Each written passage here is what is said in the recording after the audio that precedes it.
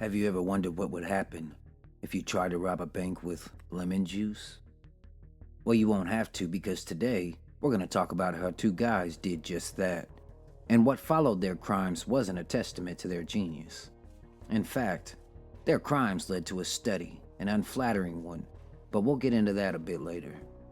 See, after the darker hour of my last video about the dirtiest dentist in the world, I wanted to go and jump into this lighter, kind of hilarious story about the greater 1995 Pittsburgh bank robberies.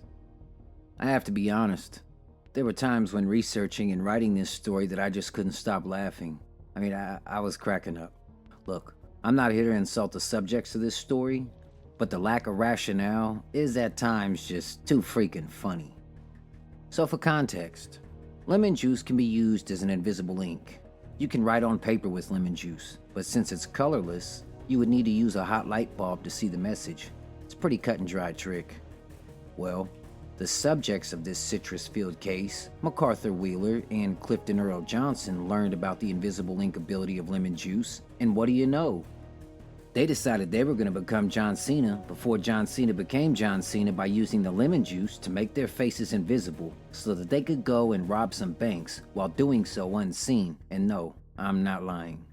And no, it didn't take much convincing for Wheeler to plan out the invisible lemon juice face heist, as they tested the invisible masking lemon juice theory with a camera. And since it worked on a picture, that was supposedly enough to convince them with confidence that they had discovered a way to become the ultimate bandits. However, it's been said that the lack of sight from the picture was poor evidence in itself because there were numerous reasons with the camera alone as to why the picture may have come out blank, ranging from light contrast to the aiming of the lens. But there was no convincing Wheeler and Johnson, as they had now found a way to stay out of sight, at least in their minds. Also, I personally would like to know why they didn't at least just test the lemon juice on each other to see if they would be invisible to one another. I think Will Ferrell and John C. Reilly should make this movie, but it should be a sequel to Step Brothers kind of a thing, you know? It fits right in. See, these two guys thought they found the equivalent of splitting the atom, but for bank robbers. They literally believed they would vanish without a trace, you might say. Okay, I'm sorry for the quip, but I had to. I wouldn't say they were men who believed that the devil was in the details, because their eventual plans to rob a couple of banks were simple, as they were going to be invisible, remember? So there was no need for an intricate heist or blueprints and explosives or busting into a vault, nothing like that. Wheeler and Johnson decided they were going to squirt lemon juice on their faces, walk right in, and rob the banks at gunpoint, and because of the juice, no one would be able to see their faces. It would be like getting robbed by the wind. You wouldn't see it coming, and you wouldn't see them going. You would only feel the cool breeze of a barrel demanding the cold hard cash from the register. I mean, how could this fail? Out of all the heist stories in history, none seemed as bulletproof as this one. This is too much fun. I'm sure they felt brilliant as they were going to save $30 on real disguises, instead spending probably only $1 back then for some good old-fashioned sour lemon juice. In hindsight, the initial investment of their crimes was probably less than $1 from the both of them outside of their weapons. Plan in place, MacArthur Wheeler and Clifton Earl Johnson decided to finally act on January 6th of 1995. First, they headed towards the Swissvale branch of Mellon Bank. Faces covered in lemon juice, ready to rock, and they robbed it at gunpoint for almost $5,500.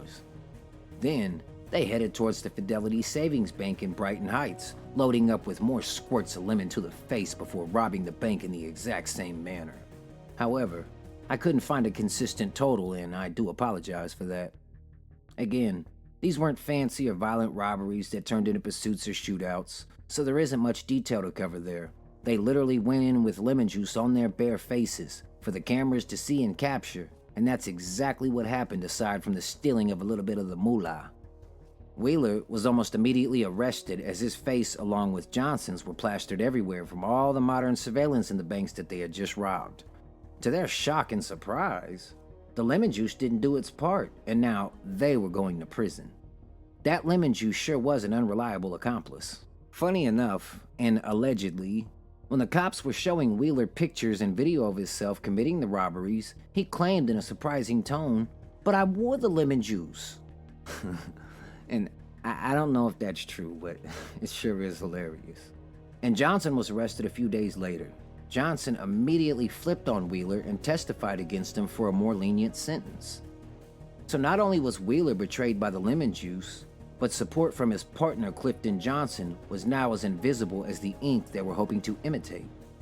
Wheeler was sentenced to 24 years in prison, while Johnson served only a little over 5 because he became a big fat snitch. Now, the media and public were fascinated by their lack of awareness, but 2 scientists were especially enamored. The curious case of the lemon juice bandits triggered the scientific mind of psychologists David Dunning and Justin Kruger to research the confidence Wheeler had in his lemon juice theory, as they were somewhat baffled that anyone would actually believe that they could use lemon juice as a cloaking device, let alone while in the midst of committing a federal crime. I'm sure some of you have heard of the Dunning-Kruger effect, which I believe states that people with limited info or competence levels can sometimes become so overconfident in an area that they know nothing about only because they discovered some surface information, so they overestimate what they're capable of. I want to be clear that there's obviously more complexity to the Dunning-Kruger effect as a whole. There have been studies since then that have questioned the theory. I'm not a psychoanalyst, and I'm certainly not going to try to sound like one. The point and humor of this story to me was that their mini crime spree literally helped inspire a scientific theory about the lack of one's self-awareness and basically how it may lead you to overestimate your abilities. As I said in the beginning, this was incredibly unflattering to become the subject of a theory of such. Thankfully, no one was killed or hurt during the robberies, and so this story ultimately turned into an almost comical take on how to not rob a bank. This wasn't a long story, as there isn't much detail about the men outside of their ultimate heist plan. The fact that the Dunning-Kruger effect was inspired by Mr. Wheeler was enough for me to have to tell this story. But as always, thank you for stopping by and listening to this story about the 1995 Greater Pittsburgh bank robberies that ended on a sour note. Please like, subscribe, come back soon, and have a wonderful rest of your day.